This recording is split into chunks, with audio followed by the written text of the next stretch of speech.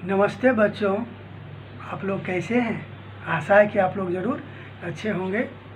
बच्चों, आज हम लोग कक्षा चतुर्थ के छात्रों के लिए पाठ षष्ठ का शीर्षक रानी चेन्नम्मा को हम लोग पढ़ेंगे।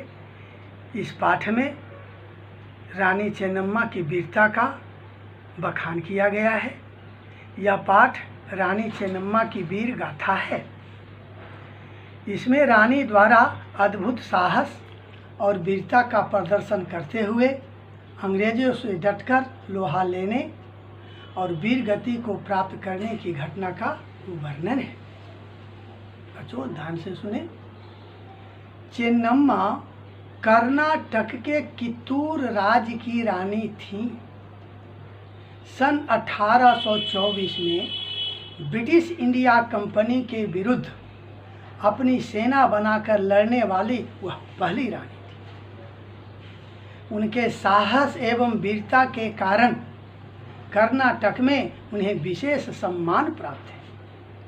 साथ ही देश के इतिहास में भी उनका महत्वपूर्ण स्थान है। कर्नाटक में बेलगाम के पास एक गांव कख्ती में जन्मी रानी चेन्नम्मा को बचपन से ही घुड़सवारी, तलवारबाजी तथा तीरंदाजी में विशेष रुचि थी।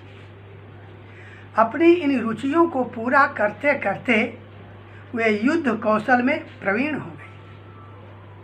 कित्तूर राजघराने के राजा मल्ला सरता ने जब रानी के युद्ध कौशल के बारे में सुना तो उनकी चेन्नम्मा से विवाह करने की इच्छा हुई। कित्तूर के राजा ने चेन्नम्मा के पिता के पास उनकी बेटी से विवाह करने का प्रस्ताव भेजा। चेन्नम्मा के पिता ने प्रस्ताव स्वीकार कर लिया। कुछ ही दिनों बाद बेलगाम के कित्तूर राजघराने में उसका विवाह हो गया। रानी चेन्नम्मा के विवाह को कुछ ही वर्ष बीते थे कि राजा मल्ला सरता की मृत्यु हो गई। रानी अभी इस सदमे से उबर भी नहीं पाई थी कि एकलौते पुत्र की भी मृत्यु हो गई। अब रानी बिल्कुल अकेली हो गई। एकलौते पुत्र की मृत्यु के बाद उन्होंने शिवलिंगप्पा को अपना उत्तराधिकारी बनाया।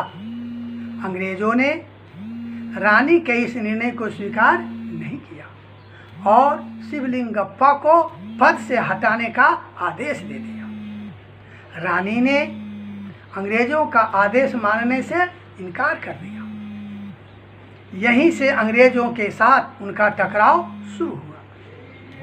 अंग्रेजों की नीति डॉक्ट्रिन ऑफ लैप्स के अनुसार गोद लिए हुए पुत्रों को राज करने का अधिकार नहीं था। जब भी ऐसी स्थिति होती थी अंग्रेज उस राज्य को अपने साम्राज्य में मिला लेते थे। रानी चेन्नम्मा पहली ऐसी महिला थी जिन्होंने अंग्रेजों के खिलाफ आवाज़ उठाई। रानी चेन्नम्मा ने अन्य रजवाड़ों के साथ मिलकर अंग्रेजों की केवल इस नीति का ही नहीं बल्कि कई अन्य नीतियों जैसे अनावश्यक हस्तक्षेप और कर संग्रह प्रणाली का भी विरोध किया।